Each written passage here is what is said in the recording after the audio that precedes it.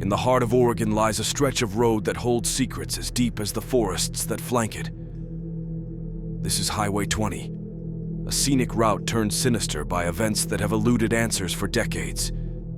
The echoes of unsolved mysteries whisper among the trees, mysteries that we will attempt to unravel in The Lost Women of Highway 20.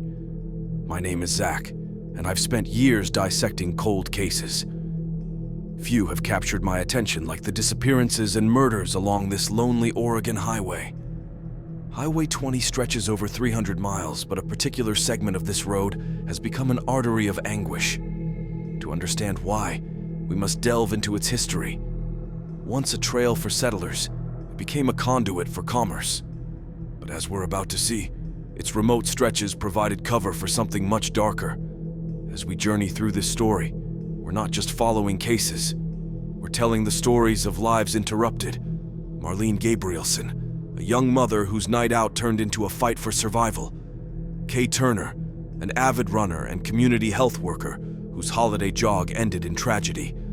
Their stories, and those of others like Melissa Sanders, Sheila Swanson, and Richonda Pickle, were daughters, sisters, and friends, each with a story cut short by the actions of John Arthur Ackroyd, a predator masquerading as a highway mechanic.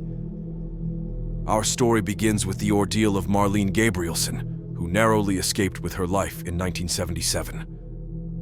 The investigation was exhaustive, yet yielded more questions than answers. No suspects, no witnesses, just a cold trail left behind.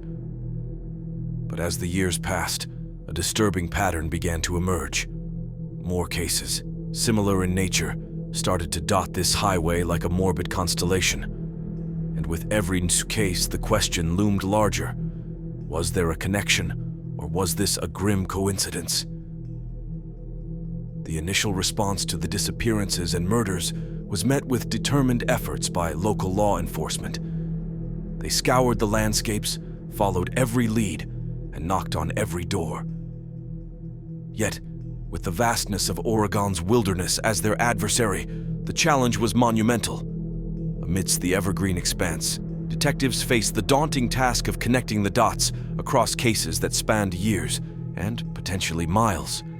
The community's hope for resolution has often been met with the frustration of dead ends. Yet the detectives persisted, their resolve hardened by the knowledge that someone, somewhere, held the key to unlocking the truth. The community rallied, forming search parties and holding vigils. Their faces, marked by the pain of loss and the hope for closure, became a testament to the enduring spirit of these communities. The media, drawn to the enigma of these cases, cast a spotlight on Highway 20. The stories of Marlene, Kaye, Melissa, Sheila, and Richonda were now being shared with a wider audience, igniting a quest for answers that reached far beyond Oregon's borders. We delve into the profiles of those who found themselves in the crosshairs of the law. Ackroyd, a drifter and highway worker with a history of violence, became a prime suspect. Amidst the myriad of interrogations and alibi checks, false leads emerged like specters, derailing the focus of the task force. The passage of time often brings new technology and fresh eyes to cold cases.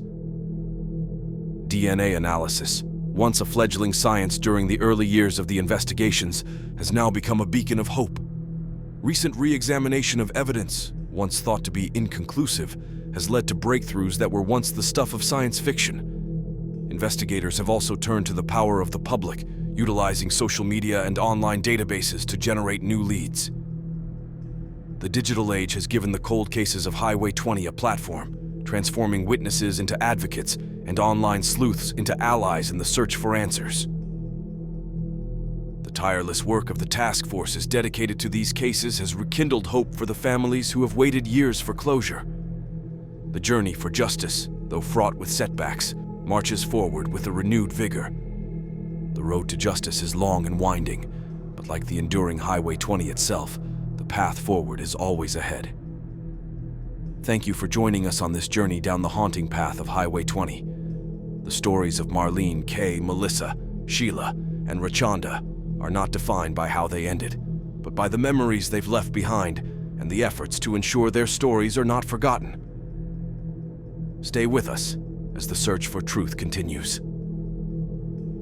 Don't forget to subscribe and turn on notifications to stay updated on this and other cases that demand our attention.